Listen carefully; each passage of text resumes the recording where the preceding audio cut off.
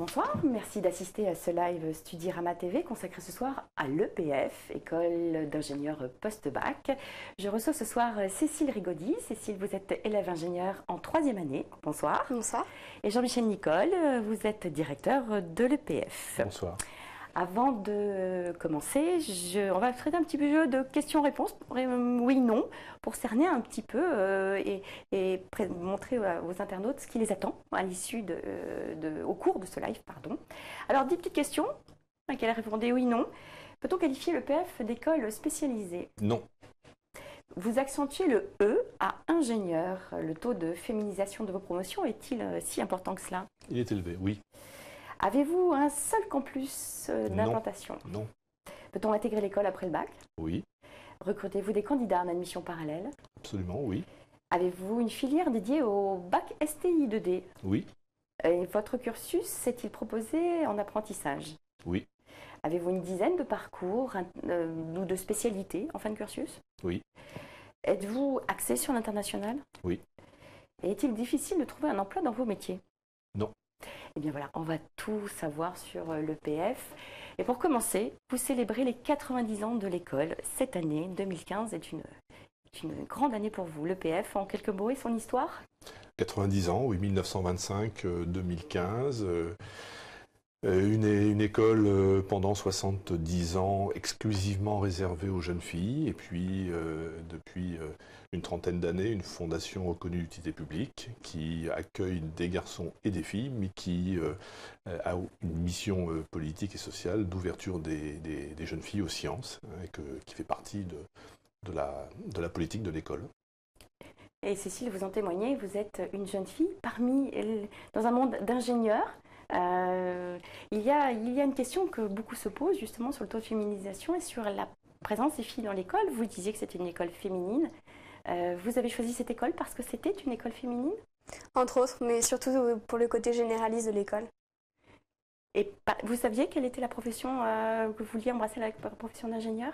Oui, ingénieur, oui, mais quel domaine, je ne savais pas. C'est pour ça que j'ai choisi plutôt le côté généraliste de l'école.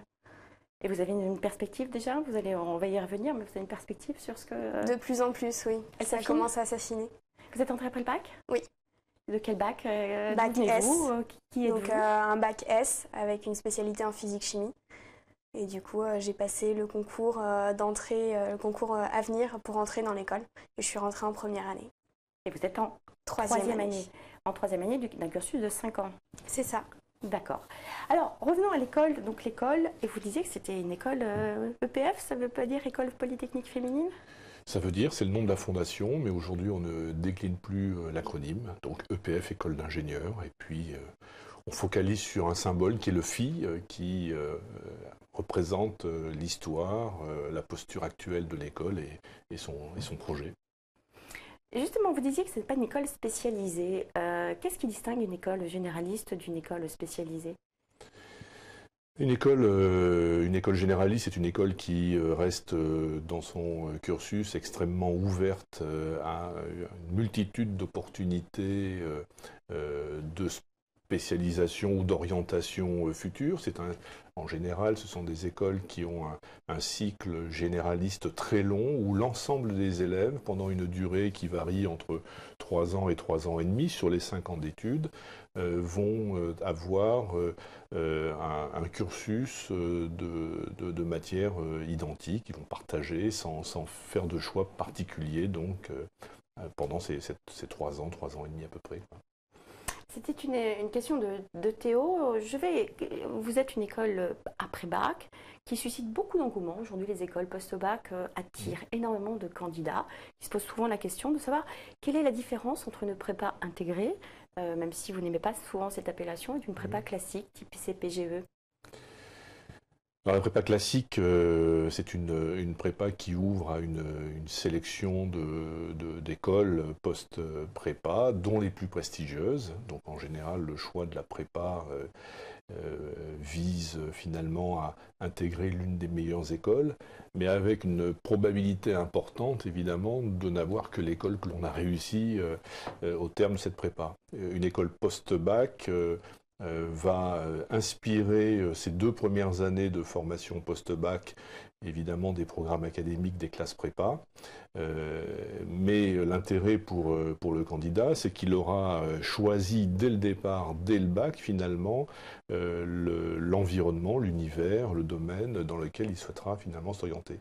Donc, il ne sera pas à la merci de l'échec que l'on rencontre fréquemment finalement à l'issue des prépas. Il va au contraire faire un choix déterminé et essayer de se donner un maximum de chances de rentrer dans l'école qu'il a finalement sélectionnée. On va revenir sur les parcours que vous proposez en fin de cursus, mais beaucoup de parents souvent se posent la question de savoir si rentrer dans une école post-bac, c'est pas justement choisir un créneau sans être très fermé. Vous ouvrez sur beaucoup d'opportunités. Vous faites la démonstration qu'une école généraliste, finalement, se porte aussi bien que les écoles post-prépa. Vous avez choisi ça sciemment. Qu'est-ce qui se passe dans votre tête? Parce que les internautes connaissent les mêmes préoccupations que vous, alors essayez de leur donner quelques conseils. Comment on choisit une école post-bac et pourquoi? Alors, il y a ceux qui connaissent déjà le domaine où dans lequel ils veulent s'orienter, et dans ces cas-là, qui choisissent des écoles post-bac qui sont déjà spécialisées. Avec l'EPF, justement, et c'est le choix que j'ai fait, je ne savais absolument pas dans quel domaine de l'ingénierie m'orienter.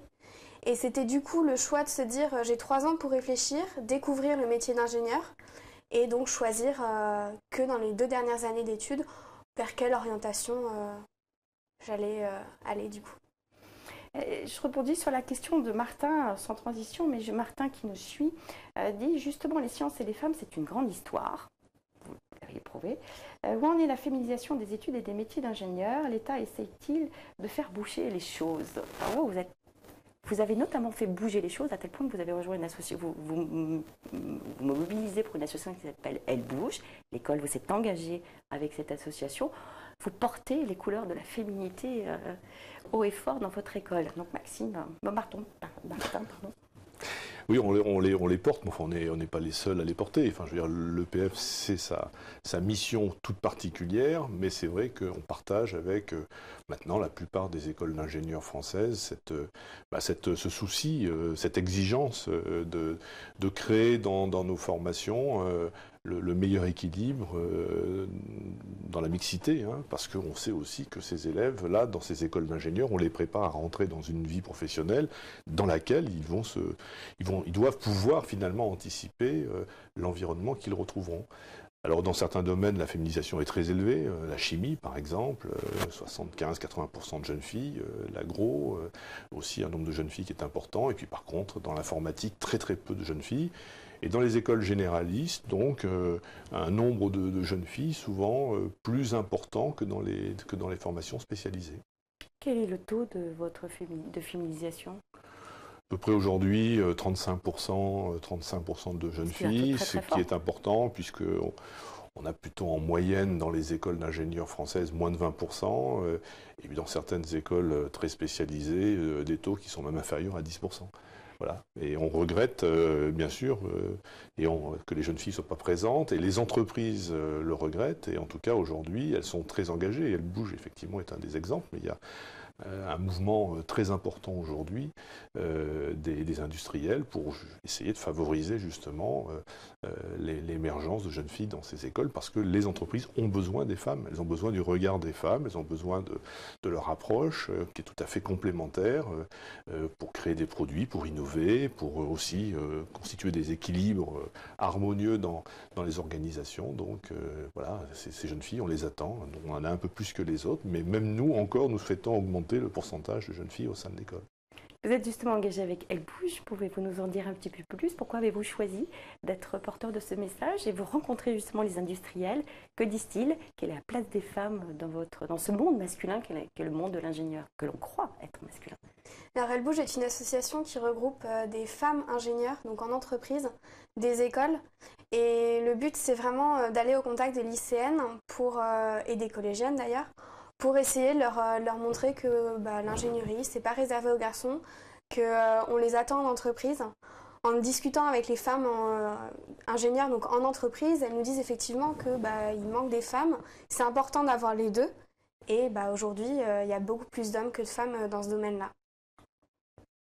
Donc le but est vraiment de bouger, de motiver les lycéennes et collégiennes à aller vers les métiers scientifiques. Et quels sont les types d'actions que vous engagez et auxquelles vous participez? Dans les salons de l'aéronautique par exemple, et salons de l'automobile, on accompagne des jeunes filles donc pour leur montrer ces domaines-là, leur montrer qu'il y a des femmes dans ces domaines-là, et à travers d'autres actions comme aller dans des lycées et des collèges, justement pour leur parler de ces métiers-là. Et ça porte ses fruits? On essaye. Quand on va dans les collèges et les lycées, on voit que les jeunes filles, en connaissant un peu plus, elles sont intéressées par ce domaine-là. Donc on peut espérer que ça porte ses fruits, que d'ici quelques années, il y ait plus de filles dans ce domaine. Il y a une autocensure de la part des filles? Oui, il y a souvent des prédéterminations, des modèles d'éducation qui ne favorisent pas toujours l'arrivée spontanée d'une jeune fille dans une formation d'ingénieur. Et puis aussi, elles ont très souvent un sens de l'engagement qui les amène vers des formations médicales, par exemple, ou paramédicales, ou des formations juridiques ou économiques. Enfin, voilà, donc, mais on peut aussi être très engagé dans l'ingénierie, encore plus engagé, parce qu'on est dans un univers où on invente des produits, on crée le futur, et où on porte justement une responsabilité très particulière et très importante vis-à-vis de la société dans ces activités. Alors, beaucoup de questions sont posées sur vos modes de recrutement, notamment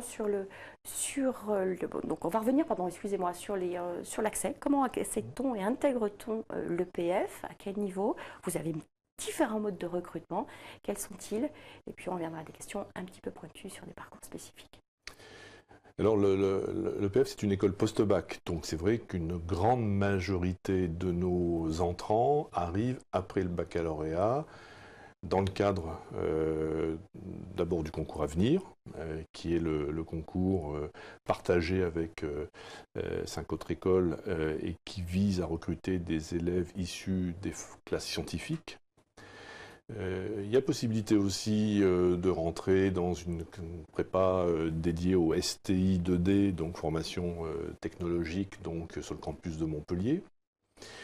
Il y a des possibilités d'admission parallèle en 2e, 3e, voire 4e année, avec un certain nombre de dispositifs. Par exemple, à l'issue des classes prépa, donc l'EPF est membre de la banque PT et des concours d'admission qui sont communs E3A, donc avec d'autres écoles.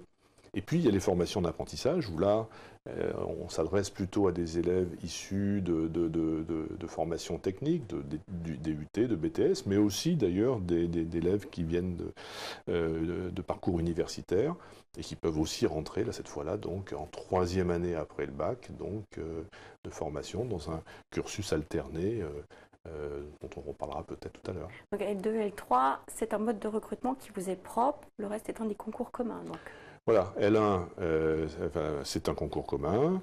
L2, c'est aujourd'hui encore une admission propre à l'EPF, mais qui va dans le futur s'ouvrir au concours Avenir. Donc on va élargir, c'est un scoop absolument, on va élargir le périmètre du concours Avenir pour intégrer donc après le bac des élèves. Donc on est en train de finaliser en fait cette opération, et elle sera, et vous serez les premiers bien sûr informés, mais elle sera donc dévoilée dans les prochaines semaines. Et puis nous avons aussi, je tiens à le préciser, donc après le bac, des admissions pour des formations binationales qui sont très particulières, puisque nous avons l'un des deux diplômes conjoints avec la Hochschule de Munich, avec l'Allemagne, où là nous avons un recrutement d'étudiants qui viennent après le bac et qui vont rentrer dans un cycle alterné entre la France et l'Allemagne pendant 5 ans, en se mixant avec des cohortes d'étudiants allemands.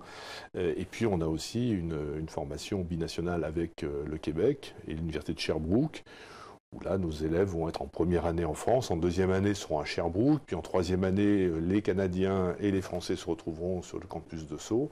Voilà, et puis ensuite se sépareront à la fin de la 3e année pour se retrouver, donc, le cas échéant, en 5e année. Donc là, ce sont des admissions qui sont spécifiques à l'EPF, qui sont des admissions binationales, pour des formations binationales, et qui sont donc en dehors du concours Avenir. D'accord, donc ça s'adresse à des étudiants qui ont un cursus, qui ont effectué leurs études à l'étranger, qui souhaitent, oui, qui ont cette appétence pour les études à l'étranger. Alors pour évidemment le cursus franco-allemand, il faut avoir étudié l'allemand au lycée, même si on n'est pas courant, puisque la première année se passe à Sceaux, et là, il y a évidemment un accent tout particulier porté sur la langue allemande, de façon à ce que la deuxième année qui se passe à Munich avec les étudiants allemands, effectivement, puisse se faire en langue allemande. Donc on est dans une configuration où le français et l'anglais en France, l'allemand et l'anglais en Allemagne, et tout ça alterné pendant 5 ans. Yo vous pose la question de ça. Pour vous situer, il est en deuxième année de TSI. Il est issu d'un bac STI 2D de niveau moyen. Et il demande si les campus sont accessibles en deuxième année et en troisième année. Par ailleurs, il dit qu'il a une préférence pour l'aéronautique et la robotique. Est-il un candidat pour l'EPF? C'est un candidat pour l'EPF. En fait, tout élève candidat motivé est un candidat pour l'EPF. Alors, on a un cycle spécifique pour les TSI sur le campus de Montpellier, alors avec un enseignement très innovant. Voilà, ce sont des élèves qui ont besoin d'un soutien plus important en mathématiques et physique, qui ont de belles aptitudes, belles compétences acquises dans leur formation secondaire dans le domaine technologique, mais il faut effectivement leur permettre d'arriver à la fin de la deuxième année à un niveau qui leur permet d'intégrer la formation généraliste ou une autre formation éventuellement de l'EPF, l'apprentissage par exemple. Donc là, la première étape, c'est 2 ans à Montpellier. Et puis de toute façon, à l'issue de cette formation, ils intégreront un campus de l'EPF, comme d'ailleurs la plupart des élèves de l'EPF, qui peuvent démarrer sur un campus, puis rejoindre un autre campus après. On n'est pas tenu de rester sur le campus pendant toute sa formation. Donc le STI 2D démarre à Montpellier, puis ensuite rejoindra. Alors lui, il est en TSI, hein. Il est déjà avancé. Le programme des STI 2D ne se déroule qu'à Montpellier. C'est un programme spécifique. Par contre, à l'issue d'une classe prépa technologique, il pourrait intégrer l'EPF en troisième année, cette fois-là, directement sur le campus de Sceaux, sur le campus de Troyes. Et à ce moment-là, c'est E3A et PT qui vont être les portes d'entrée. Voilà. Avec une possibilité, une tentative, mais qui risque d'être un peu difficile, parce que je crois qu'il dit qu'il est plutôt moyen, qui serait effectivement d'essayer de rentrer en deuxième année, mais bon, voilà, c'est pas la recommandation qu'on va lui formuler, on va plutôt l'encourager à rentrer donc à l'EPF après la prépa, ou éventuellement rejoindre en deuxième année la STI 2D, donc la prépa STI 2D qui est sur Montpellier, c'est une alternative, donc plusieurs configurations possibles. Voilà, ce type de questions, on peut y répondre très individuellement, simplement en contactant la communication de l'EPF. Donc ça, c'est un recrutement qui, encore une fois, qui vous est propre. À l'instar de Rémi, il dit qu'il est en DUT GE2I. Il demande combien de places sont offertes en admission parallèle et comment faire pour intégrer votre école. Quel est le processus de recrutement pour les admis sur titre? Alors, en dehors des banques communes, là, ce sont des dossiers entretien, donc déposer un dossier. Dans ce dossier, l'ensemble des informations sont aussi sur le site de l'école. Dans ce dossier, évidemment, des bulletins, des appréciations, un certain nombre d'éléments d'information, et puis un entretien. Donc c'est vraiment l'entretien de motivation, l'appréciation qualitative du dossier, puis un entretien de motivation qui vont consister, qui vont permettre la sélection, quoi. Alors Joël est grand classé 2015. Donc vous nous rappellerez ce qu'est un grand classé. Mes chances d'accéder à l'EPF sont importantes. Cependant, d'un point de vue académique, quelle école a la meilleure réputation sur le marché du travail? Évidemment, il vous positionne par rapport aux écoles du concours à venir. Moi, j'ai plutôt tendance, d'abord, j'ai tendance à ne pas forcément, m'appuyer sur les classements, voilà, des uns et des autres, voilà, pour pouvoir positionner des écoles. Je pense que toutes les écoles d'ingénieurs françaises ont reçu une accréditation de la CTI, donc sont tout à fait conformes au cahier des charges pour construire un ingénieur de qualité. Alors c'est vrai que ce qui va après changer, c'est plutôt la personnalité, si vous voulez. Mais l'école ne va pas être un élément important. Je pense que chaque école a une identité. Là, on évoquait le côté féminin de l'EPF, son implantation dans un campus urbain, qui est aussi une particularité, la variété des filières et des orientations, qui sont aussi des éléments tout à fait intéressants.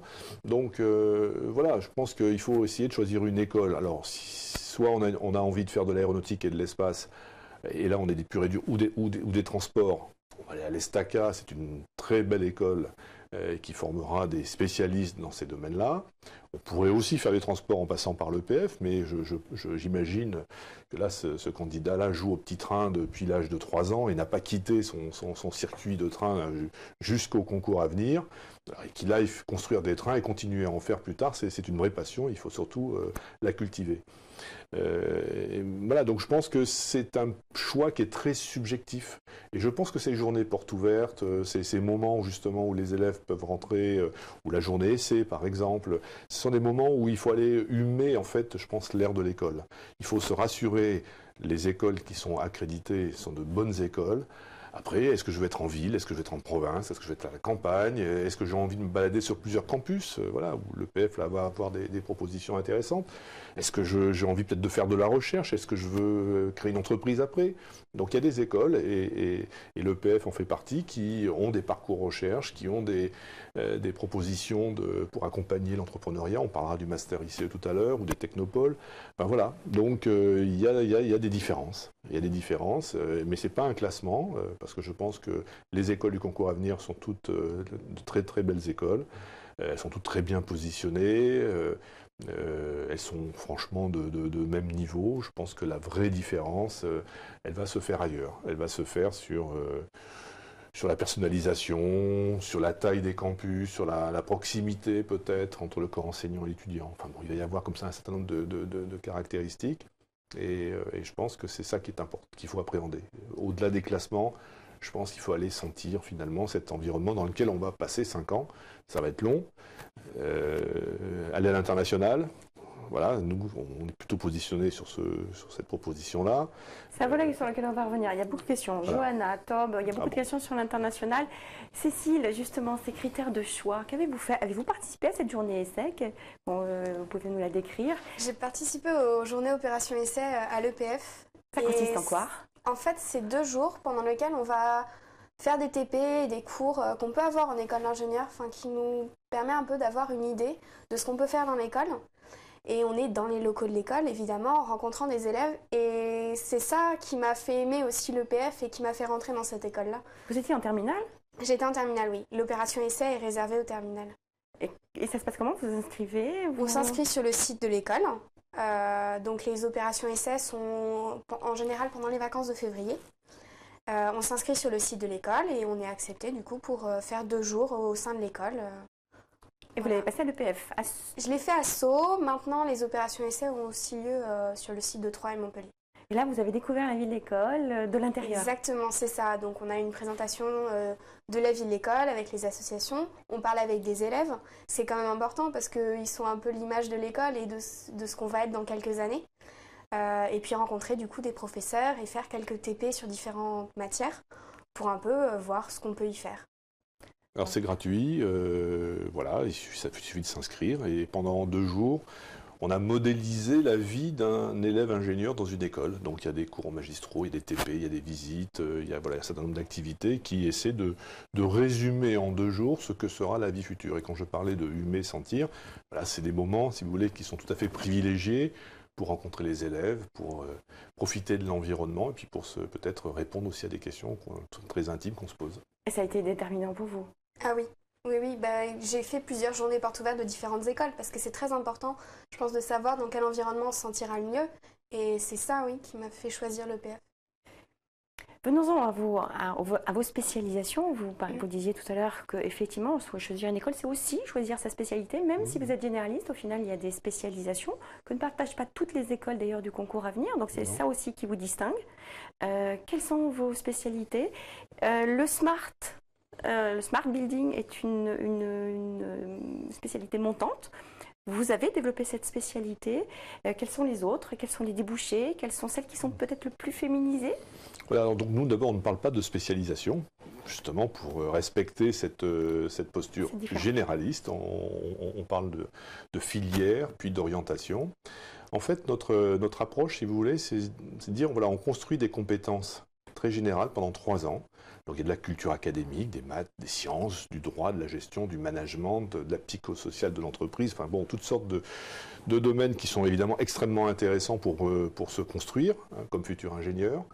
Et puis ensuite, après un stage élève-ingénieur qui a lieu donc en début de 4e année, donc que Cécile va faire donc à la rentrée prochaine, on rentre dans une filière. Cette filière, en fait, va être une forme de contextualisation de toutes ces compétences génériques. Tout ce que je sais faire, je vais le mettre au service de la mécanique, ou je vais le mettre au service de l'énergie, ou de l'urbanisme. Voilà. Et ça, c'est très intéressant parce que c'est ce qui définit le généraliste. C'est-à-dire que ces élèves que l'on produit, ces ingénieurs que l'on produit, ils vont avoir une durée de vie professionnelle de 45 ans. Et ils vont donc investir des métiers qu'on ne connaît pas aujourd'hui. Donc il faut les doter aujourd'hui de compétences fondamentales qu'ils pourront ensuite adapter au fil du temps dans leur carrière. Donc la contextualisation, c'est la première adaptation des compétences que l'on fabrique dans un domaine qui est un domaine qui a séduit, alors je ne sais pas Cécile, c'est l'urbanisme peut-être Ça, l'urbanisme et le bâtiment. Et le bâtiment durable, donc on parle de smart building, peut-être que Cécile pourra nous en parler, sûrement il y a des idées sur le sujet. Et puis ensuite, après cette filière qui ressemble, qui nous renvoie à un univers industriel, on va avoir ce qu'on appelle une orientation. Et une orientation, c'est une contextualisation encore plus fine de la filière qui permet à cet ingénieur d'aller sur le marché. C'est-à-dire qu'on va dire, voilà, tu as fait de la mécanique, aéronautique, espace, maintenant tu es coloré, ingénieur généraliste, aéronautique, espace. Donc tu peux aller là. Mais n'oublie jamais que tu es ingénieur généraliste. N'oublie jamais que tu es passé par une filière mécanique. Donc si demain tu dois faire des ponts, si tu dois aller fabriquer des éoliennes, tu sauras aussi le faire parce que là aujourd'hui, on ne sait pas exactement ce que sera ton métier dans 20 ans. Et ça, c'est vraiment une culture, si vous voulez, très particulière qu'on défend à l'EPF. Vous avez choisi une filière particulièrement émergente que peu connaissent, le SMART, le bâtiment durable. Pourquoi cette filière? Alors moi, la filière que je veux faire, c'est plutôt donc structure du bâtiment. Mais tout ce qui est smart, c'est assez... Justement, on se dit qu'il peut y avoir des postes derrière, des postes nouveaux et une évolution de tous les jours. Donc évoluer dans une carrière et pas rester toujours à faire la même chose, c'est ça aussi qui peut être intéressant. Et qu'est-ce qui vous a poussé à aller vers là? C'est les stages? C'est votre expérience? C'est un cours qui vous a... un enseignant peut-être qui vous a sensibilisé à cette question? À travers tous les cours en fait, qu'on voit dans les 3 premières années, on peut se rendre compte des matières qu'on aime ou qu'on aime moins. Et effectivement, tout ce qui était mécanique et du coup qui se rapprochait du bâtiment, donc monter une maison ou n'importe quelle structure, ça m'a vraiment intéressée et du coup j'ai commencé à me pencher vers ce que pouvaient donner ces domaines-là et qui m'a amenée du coup vers le bâtiment. Puis c'est aussi à travers le bricolage que j'ai toujours aimé faire en compagnie de mon père, donc c'est aussi un peu derrière moi et puis aussi grâce à l'école qui m'a montré ce que je pouvais en faire. Et vous aviez une idée précise ou alors vous êtes forgé votre projet professionnel au cours de ces premières années? Je me suis vraiment forgé le projet en entrant dans l'école. Je suis rentrée dans l'école sans savoir donc, où est-ce que je pouvais y aller. Ingénieur, c'est très très vaste. Et c'est vrai que j'étais perdue à travers tous les domaines qu'on pouvait faire sans avoir vraiment de choix. Et du coup, en rentrant, en voyant les matières que j'aimais ou j'aimais moins, je me suis tournée vers le bâtiment. Et ça, c'est j'ai perdu le fil de ma question, pardon. C'était pas déterminé. C'est faire la preuve qu'être ingénieur généraliste, avoir des fondamentaux solides pour aller vers tous les domaines d'activité. Voilà, puis c'est aussi la preuve qu'une jeune femme, je veux dire, peut investir des domaines qu'on pense très masculins, et pas du tout, je veux dire, parce que bâtiment durable, c'est effectivement, il y a de la structure du bâtiment, des matériaux, mais il y a aussi de l'environnement, il y a aussi de l'énergie, il y a aussi de la sécurité, il y a aussi de la mobilité pour les personnes âgées. Enfin, il y a dans cette lecture-là de la formation un environnement très complexe, et ça c'est vraiment une identité de l'ingénieur généraliste, c'est aborder la complexité, c'est être au milieu de choses qui nécessitent des tas de spécialisations. Il faut aussi des spécialistes, mais il faut aussi des ingénieurs capables de faire le lien entre toutes ces spécialités. Et vraiment, le bâtiment durable, c'est c'est un environnement très compliqué où il y a de l'électronique, de la domotique, du matériau, de la santé, voilà, l'amiante, etc. Enfin, on connaît tous les problèmes qui sont liés aux matériaux. Enfin, voilà, tout ça doit faire partie finalement de la préoccupation, de la culture et des compétences de ces ingénieurs généralistes dans ce domaine-là. Vous avez d'ailleurs une filière e-santé. Voilà, Beaucoup d'écoles partagent cette spécialité. Alors c'est une orientation qui est issue d'une filière management de systèmes d'information, hein, plutôt. C'est plutôt, disons, les systèmes d'information au service de la santé. Voilà, donc c'est aujourd'hui une orientation toute nouvelle sur laquelle nous sommes en train d'assurer un développement et qui a aussi pour vocation peut-être d'interpeller des jeunes filles, qui, par exemple, puisqu'on va les chercher, ces jeunes filles qui seraient en études de médecine, qui pourraient échouer dans ces études de médecine, et puis qui, auraient peut-être envie de continuer à poursuivre leurs rêves à travers la formation d'ingénieur et le métier d'ingénieur, parce que voilà, ingénieurs et médecins peuvent se retrouver dans des préoccupations communes. La gestion du dossier médical, l'analyse des images 3D, voilà, tout un dispositif finalement technologique au service de la médecine qui est aussi supporté, porté, accompagné par l'ingénieur. Donc on essaie de faire cette proposition-là. Et c'est d'ailleurs pour cela qu'on a inauguré, il y a quelques semaines, sur le campus de Montpellier, une formation PACES destinée aux étudiants en échec dans leurs études de médecine, de façon à les récupérer, les réintégrer dans un process de formation qui va leur permettre finalement de rejoindre une formation d'ingénieur et peut-être de choisir e-santé à la fin pour se retrouver aussi dans l'univers dont ils avaient rêvé et dont ils ont été exclus malheureusement par la compétition. Beaucoup de questions sont posées sur l'international. Alors on vous demande si les écoles d'ingénieurs ont évolué au même titre que les écoles de management en la matière. Êtes-vous fort sur l'international? Vous avez des parcours franco-allemands, franco-hispanisants, ce qui est quand même une particularité propre à l'EPF. Alors je veux dire que, germanophone aussi. Contrairement à ce que pense notre auditeur, l'ingénieur français a une aura internationale. C'est-à-dire qu'on s'arrache l'ingénieur français sur la Silicon Valley, on s'arrache dans le Golfe Persique les ingénieurs français en mécanique, on se les arrache partout. Donc la formation d'ingénieur à la française est une formation tout à fait originale sur le plan mondial. Un ingénieur, c'est pas fait pour travailler en France, c'est fait pour travailler dans le monde. Ça parle l'anglais, ça apprend une deuxième langue étrangère très souvent. Et par conséquent, donc, cette nature internationale de l'ingénieur est déjà une évidence. Ensuite, il y a des écoles qui sont effectivement plus internationales que d'autres, et l'EPF, depuis 25 ans, est tout à fait engagé dans l'internationalisation. C'est-à-dire que c'est une école qui a, j'ai évoqué tout à l'heure, donc, qui a eu longtemps le seul diplôme conjoint franco-allemand, qui a bâti finalement ses propositions de formation à travers des doubles diplômes. Et justement, pour lutter contre la tentation de spécialisation, nous, la position que nous avons, c'est de dire l'ingénieur à la française, c'est un ingénieur généraliste. Voilà, quand on prend les grandes écoles, Polytechnique, Centrale, les mines, ce sont des ingénieurs généralistes. Si vous voulez une spécialité, allez la chercher ailleurs. Allez la chercher à Bilbao si vous vous intéressez aux télécoms. Allez la chercher au Mexique si vous vous intéressez finalement à l'informatique. Allez la chercher au Canada si vous vous intéressez à la mécanique. Etc. Justement, Tob vous demande combien de candidats ont passé l'entretien pour la formation franco-québécoise et combien existe-t-il de places dans cette formation? Sur place, les cours et examens se passent comment dans une fac? Voilà, donc à peu près 150 candidats ont été sélectionnés et ont passé l'entretien. Une quinzaine ont été retenus. À peu près 50% de filles dans cette formation, donc un pourcentage encore meilleur que notre moyenne. Une formation qui, la première année, a lieu à Sceaux, effectivement, et puis la deuxième année qui va se dérouler à Sherbrooke, dans la faculté de mécanique de l'Université de Sherbrooke, donc avec là aussi, comme pour la franco-allemande, cette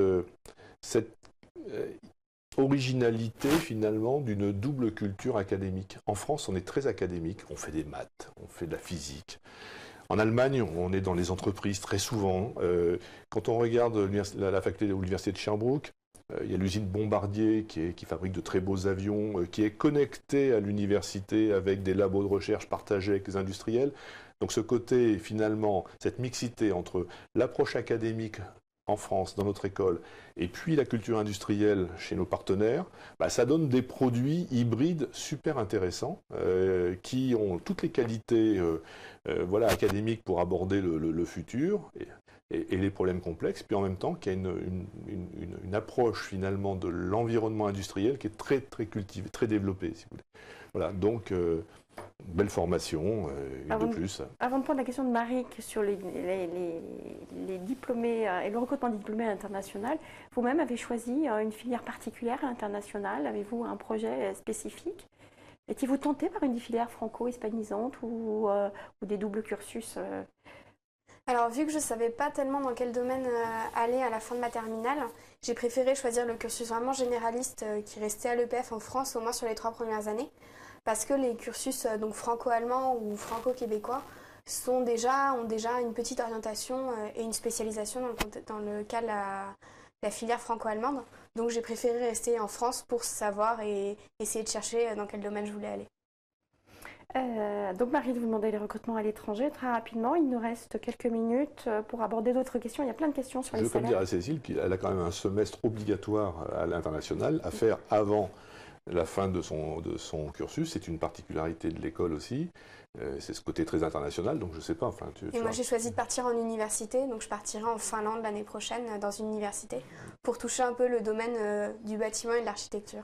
Johanna, vous demandez s'il y avait une expérience obligatoire à l'étranger. Vous y avez répondu. Donc la place des diplômés de manière générale à l'international, comment se place-t-il? Est-ce que vous avez des pourcentages sur le placement de vos diplômés? Et de manière générale, les salaires, les taux d'insertion de tous les diplômés où se placent vos diplômés? Les diplômés de l'EPF se placent plutôt très bien, au-dessus de la moyenne des salaires des écoles d'ingénieurs françaises. On est autour de entre 37 et 38 000 euros la première année en moyenne, mais avec parfois de très belles envolées dans certains cas très particuliers d'un élève qui a pris une filière plutôt management, finance, et puis qui démarre à jouer avec les options à Londres. Donc ça peut faire des choses très particulières, mais la moyenne, c'est plutôt 38 000 euros. Plus de 50% des élèves ont trouvé leur emploi avant de sortir de l'école, et souvent le stage de fin d'année, le projet de fin d'études est le moment où se concluent les accords avec l'entreprise. A fortiori en apprentissage. Et pour l'apprentissage, évidemment, la proximité avec l'entreprise est encore plus forte. Alors, c'est pas pour autant, d'ailleurs, qu'à l'issue de la formation d'apprentissage, ils restent dans la même entreprise, mais ils ont bien réfléchi à leur projet professionnel, et soit ils restent dans l'entreprise, soit ils vont rejoindre une autre entreprise.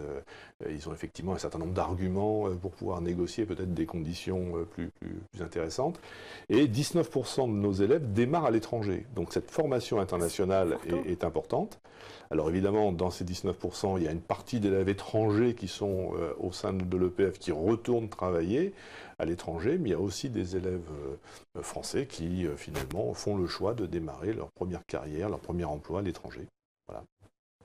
Quelques mots, on vous pose des questions sur la scolarité, les frais de scolarité. Est-ce que vous avez des pistes aussi pour financer ces frais et ces études ? Alors, une école post-bac associative qui est soutenue par l'État, mais qui est soutenue évidemment insuffisamment par l'État. Donc l'État, en gros, aujourd'hui, contribue à peu près à 1 000 euros, un peu moins de 1 000 euros par élève. Le coût de scolarité est autour de 7 400 euros l'année prochaine. Alors évidemment, les pistes. La première piste, c'est dire...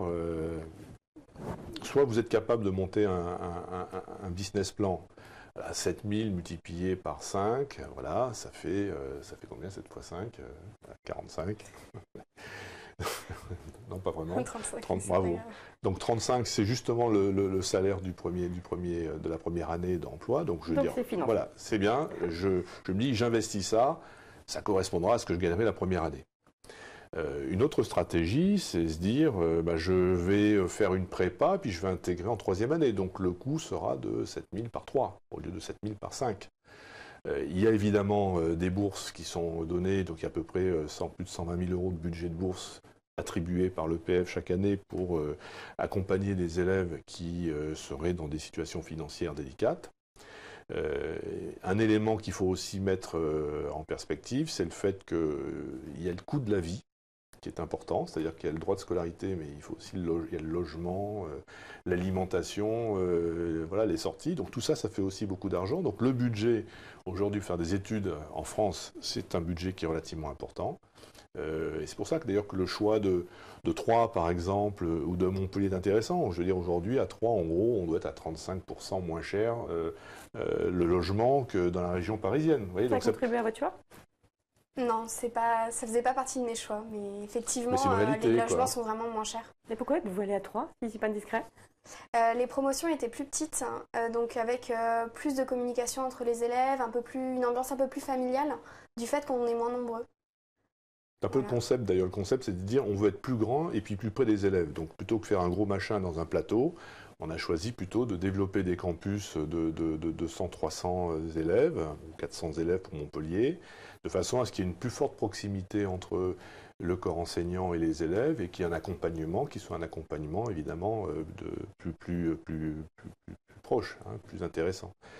Et puis en plus, il y avait cette dimension aussi qui était la dimension environnementale. C'est vrai qu'être en province, c'est très sympa. On est tous agglutinés dans la région parisienne. Je trouve qu'aller respirer à Troyes ou à Montpellier, c'est aussi un projet qui est intéressant pour ces études, ce qui n'hypothèque pas la possibilité de revenir à Sceaux ou de repartir en province. Donc cette mobilité intercite est un des arguments, évidemment, pour rejoindre l'EPF.